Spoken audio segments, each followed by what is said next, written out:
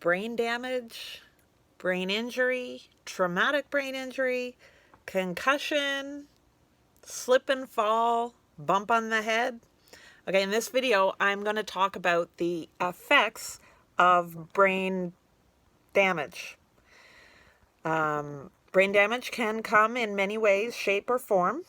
And at the end of this video, you will know the three main goals in to control the brain damage. So whether you have brain damage, concussion, it sounds like, what's the difference?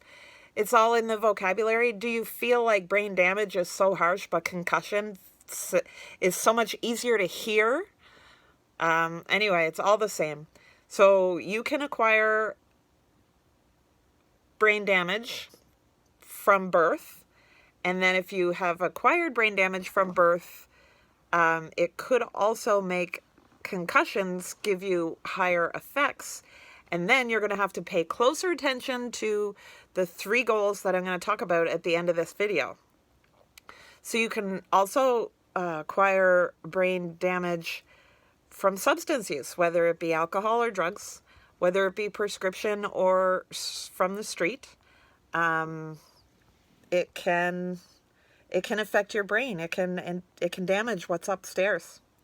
You can have an accident and acquire brain damage, or of course, there's always the sports. So no matter what way that you have acquired a brain injury, the end of this video, there's three main goals. So the three main goals that you want to keep at the forefront of your mind, you want to write them down, think about them often, mark down the results of what it is for you. So one way to recognize whether or not you think you might have brain damage or brain injury is go back to my videos, signs and symptoms. You can always see your doctor. But also, if you know somebody who becomes overwhelmed very easily, if for no apparent reason that you think, somebody gets upset and starts having outbursts, if they're either verbal or physical outbursts, if they're just like freaking out and upset very easily, or maybe they're tired frequently. Tired frequently is a sign. It is one of the side effects of brain damage, brain injury, concussion. But sometimes it's not always just a matter of just sleeping more or resting or pacing yourself, but sometimes it's a matter of fixing your iron or checking out some of the other, get your doctor to do some blood work and check out if you can balance your body, then sometimes that just helps you feel less tired. Vitamin D is a big one in Canada. I mean, you got to get that sunlight. So if you think that possibly you know somebody with brain damage, put a no-brainer, comment no-brainer down in the bottom. I mean, who never knows somebody who gets easily upset? There's always that person, that freaks out over nothing, or either physically or verbally is always like, wah ha ha, or, we don't see them very often because they're always tired. Write in the comments below no-brainer, or let me know somebody or a situation of a friend or a coworker who you think has brain damage and why. So the three main goals that you want to focus on if you think you are struggling, or you might want to, there's a backdoor approach. So if somebody you think has brain damage, like a husband or your wife or your father-in-law, there is a backdoor approach, because it's not always easy, especially if somebody does have damage to the brain, for them to accept or want the help. See if that's you can't say brain damage to somebody. They'll be like, oh my God. but maybe maybe you have some I think I might recognize some concussion symptoms that you might be having. Did you bump your head recently? Or, did even, it doesn't have to be a big bump on the head. The first goal is to identify triggers. So identifying triggers is when you're tired, does that cause you to get upset? Is that something that causes you to get verbally aggressive towards other people? Maybe being tired is a trigger. Maybe going shopping makes you tired, so then shopping would be your trigger. So then you control your exposure to these triggers. That's number 2.